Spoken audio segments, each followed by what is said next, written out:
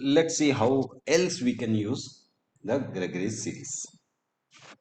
Uh, let's say we are given 2 by 3 plus 1 by 7 minus 1 by 3 times 2 by 3 cube plus 1 by 7 cube plus 1 by 5 times 2 by 3 to the power of 5 plus 1 by 7 to the power of 5, and on and on.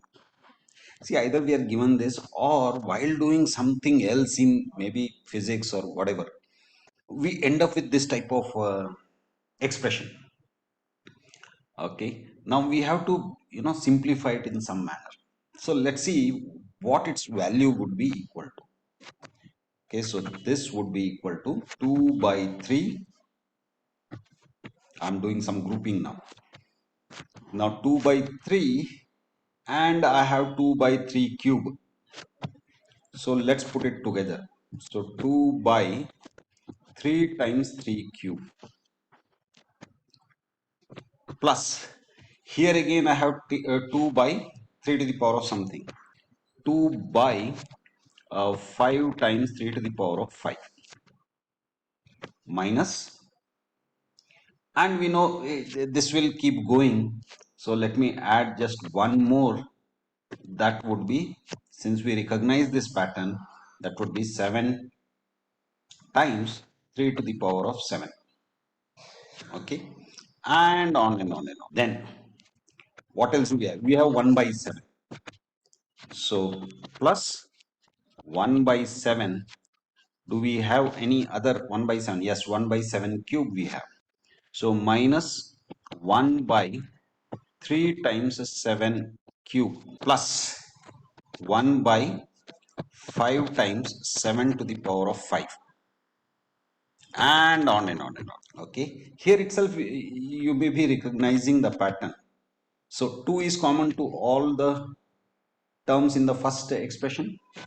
So let's take out that 2 out, and we are left with 1 by 3 minus 1 by 3 times 3 cube, which I can write it as 1 by cube in this form.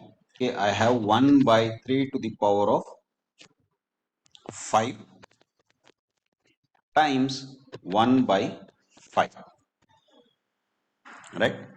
Then minus 1 by 7 times, I can write it as 1 by 3 to the power of 7, and on and on and on. Okay, this is pretty straightforward. We don't do anything much here. I can write it in this way, and on and on. Okay, now what do I get? Do I recognize this pattern? Yes, I recognize that pattern, and I know that that is equal to tan inverse of 1 by 3. And what about the second expression? That again I recognize as tan inverse of 1 by 7. Okay. Now, we also know what is 2 tan inverse of something. So let's simplify this. This becomes tan inverse of 2 times 1 by 3 by 1 minus 1 by 3 square plus tan inverse of 1 by 7. Okay, so this becomes tan inverse of 2 by 3. 2 by 3 divided by, this is 1 by 9. 9 ones 9. 9 minus 1, 8.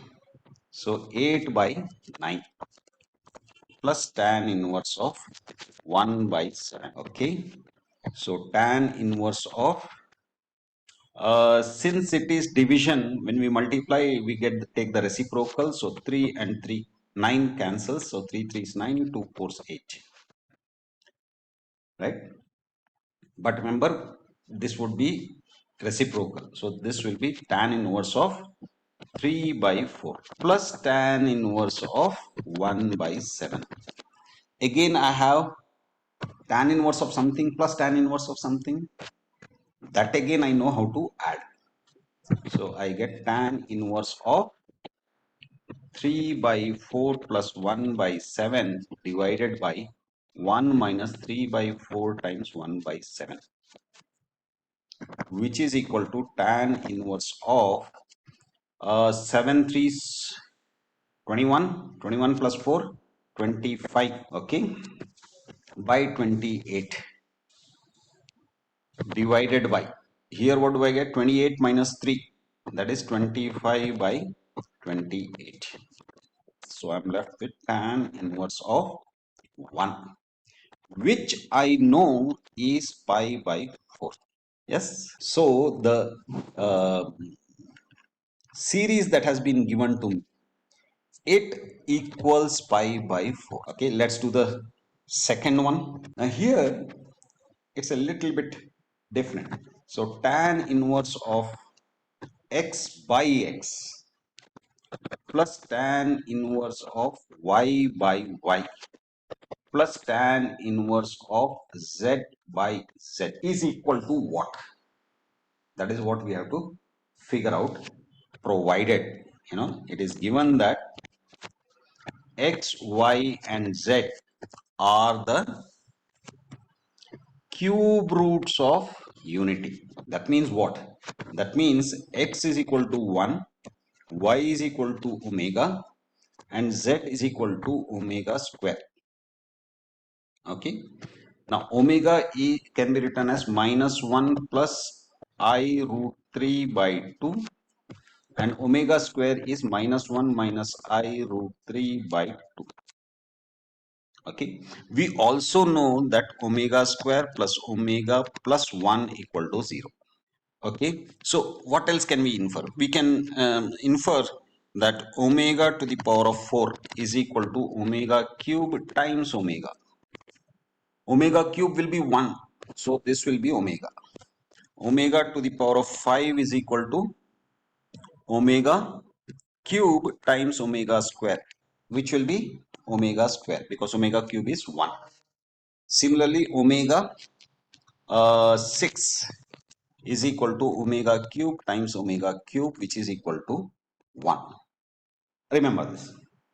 So now let's see what happens. What do we do? We have three terms, right? We have tan inverse of x by x. So tan inverse of x by x is equal to tan inverse of 1 by 1. Remember, one of the cube roots of unity. So now tan inverse of 1 is pi by 4. And our Gregory series says that pi by 4 is equal to 1, 1 minus 1 by 3 plus 1 by 5 minus 1 by 7 plus 1 by 9 minus 1 by 11 and on and on and on. Right? We can't do any further simplification of this. Now the second one is tan inverse of y by y, where y is equal to omega. So our expression becomes tan inverse of omega by omega, which can be written as 1 by omega times tan inverse of omega. Just because omega is there, don't get confused. It is as good as saying tan inverse of x. And Gregory series says that that is equal to, just use omega. So we will have omega minus omega cube by 3 plus omega 5 by 5 minus omega 7 by 7 plus omega not 8 9 by 9 minus omega 11 by 11 and on and on and on. Okay, now what is tan inverse of z by z? That would be equal to, because z is omega square, so tan inverse of omega square by omega square, which can be written as 1 by omega square times tan inverse of omega square. Again, Gregory series, we just substitute x or theta by omega square. So we get 1 by omega square times omega square minus omega square cube. So that is omega 6 by 3 plus omega square to the power of 5, that is 10. So omega to the power of 10 by 5 minus again 7 to 14. So omega 14 by 7 plus omega, what would this be? 9 to 18 by 9 minus 11 to 22 by 11 and on and on. Now we need to add up all these things. So we have tan inverse of 1 by 1 plus tan inverse of omega by omega plus tan inverse of omega square by omega square. So that would be equal to, what do we have? We have 1 minus 1 by 3 plus 1 by 5 minus 1 by 7 plus 1 by 9 minus 1 by 11 and on and on and on, plus we have 1 by omega times omega minus omega cube by 3 plus omega 5 by 5 minus omega 7 by 7 plus omega 9 by 9 minus omega 11 by 11 and on and on and on, plus 1 by omega square times omega square minus omega 3 to 6 by 3 plus omega 10 by 5 minus omega 14 by 7 plus omega 18 by 9 minus omega 22 by 11 and on and on and on. Now we simplify this.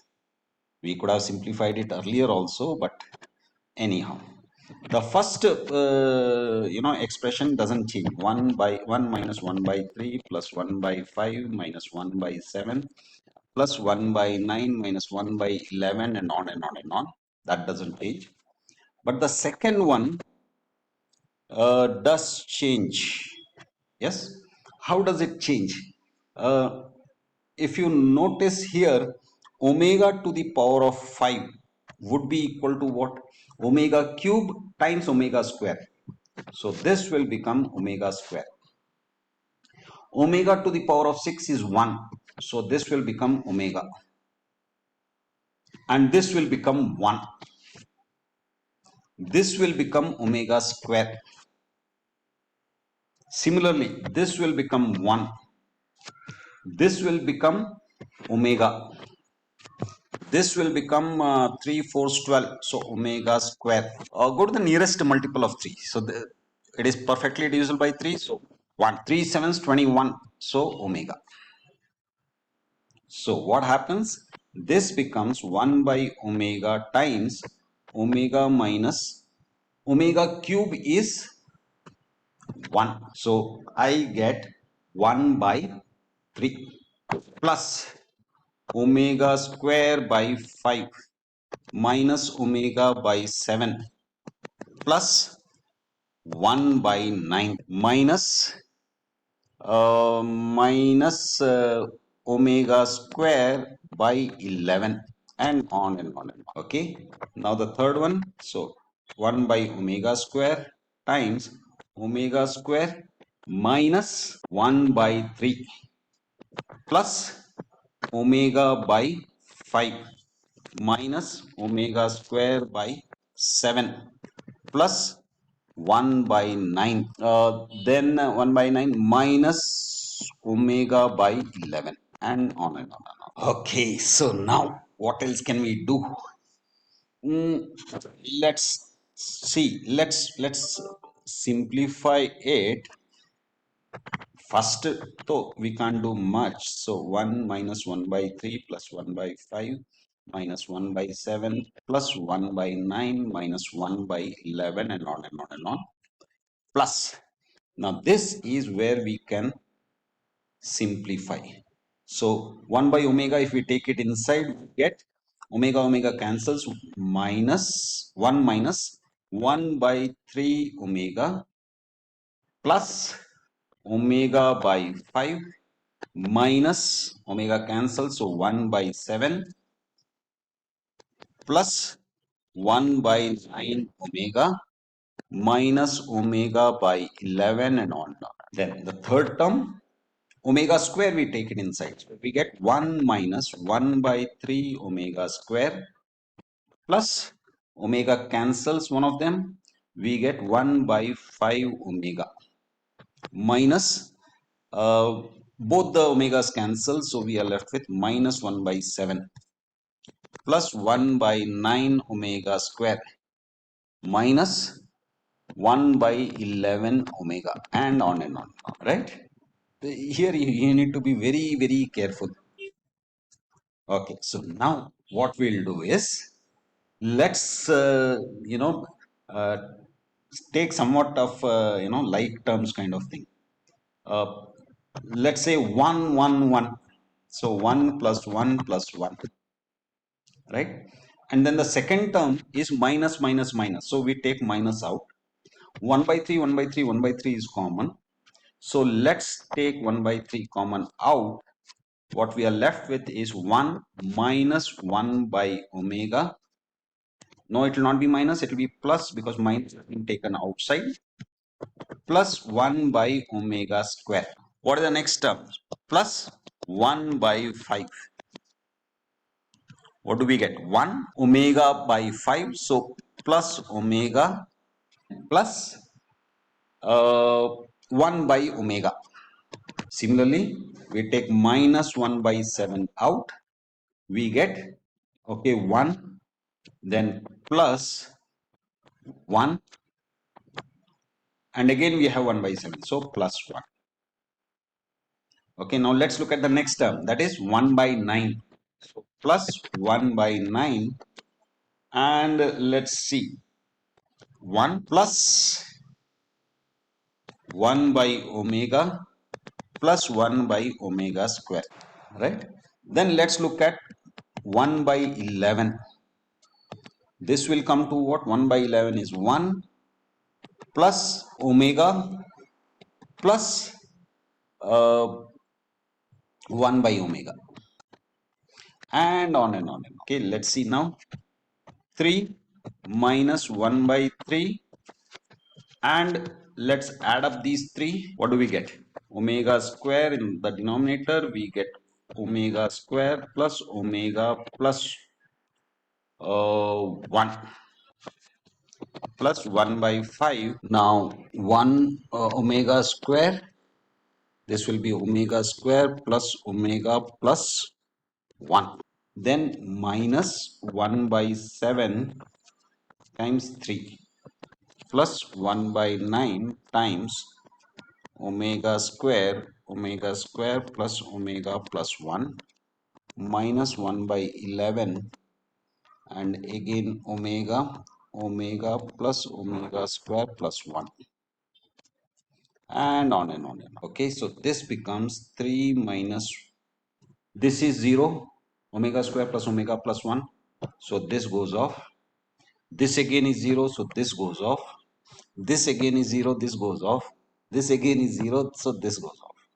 What we are left with is 3 minus 3 by 7, and don't forget that we don't lose dot dot dot dot.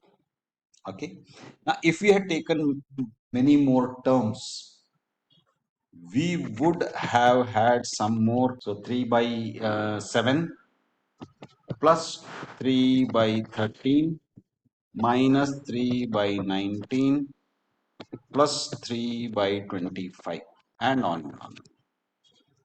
So 3 is common, so let's take it out. We end up with 1 minus 1 by 7 plus 1 by 13 minus 1 by 19 plus 1 by 25 and on. Once you have a certain number of terms, then you might be able to figure out a pattern. For example, if we have 1 by 1, if we write it like this, then 1 plus 6 is 7, 7 plus 6 is 13, 13 plus 6 is 19, 19 plus 6 is 25. So then, you can be fairly comfortable in saying that yes, the next term is going to be 1 by 25 plus 6, 31, right?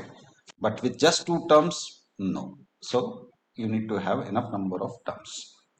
Okay, anyhow, that's it. Bye.